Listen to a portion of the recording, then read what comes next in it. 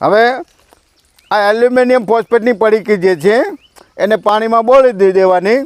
પાણીમાં બોળી અને એમાં આપણે જે ઘણ જે આપણે સાફ કર્યું છે કાણું ત્યાં જુઓ ખુરશી માથે ચડી અને આગળ એની અંદર આ જવા દેશે અને અંદર જવા દે પડીકીને અને હરિયો રહેવા દેજે. આ હોટીથી જરાક માર કે નિરાતે ગેસ થશે ને તરત એર છે લીકેજ થઈ જશે.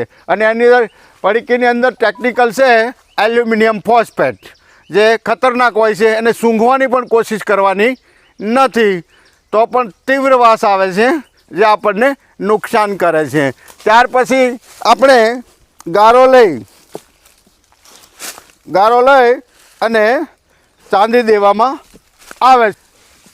તો આ મારો વિડીયો સારો લાગ્યો હોય તો ગારાઓ લઈ અને પછી એમાં આપણે થોડાક લુગડાના ગાભા લઈ અને ગારો જવા દઈ અને પછી લુગડું જવા દઈ અને એની અંદર આપણે પૂરી દઈશું અને અંદર ગેસ થશે એટલે ગણ છે એ કે એના બચ્ચા છે એ મરી જશે.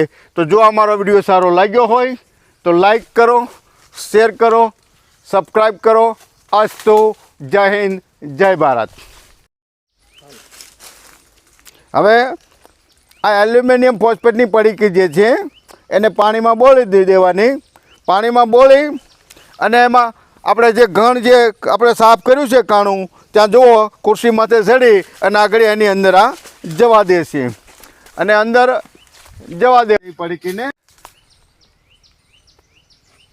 અને હરિયો રહેવા દેજે. આ હોટીથી જરાક માર કે નિરાતે ગેસ થશે ને તરત એર છે લીકેજ થઈ જશે. અને એની અંદર પડીકીની અંદર ટેકનિકલ છે એલ્યુમિનિયમ ફોસ્ફેટ જે ખતરનાક હોય છે. એને સૂંઘવાની પણ કોશિશ કરવાની નથી તો પણ તીવ્ર વાસ આવે છે જે આપણને નુકસાન કરે છે.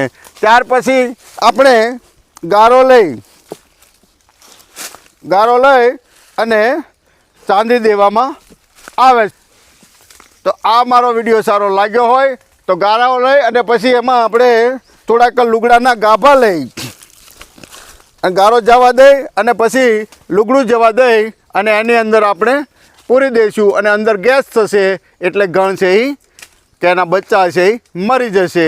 તો જો આ મારો વિડીયો સારો લાગ્યો હોય તો લાઈક કરો, શેર કરો, સબસ્ક્રાઈબ કરો. અસ્તુ. જય હિન્દ, જય ભારત.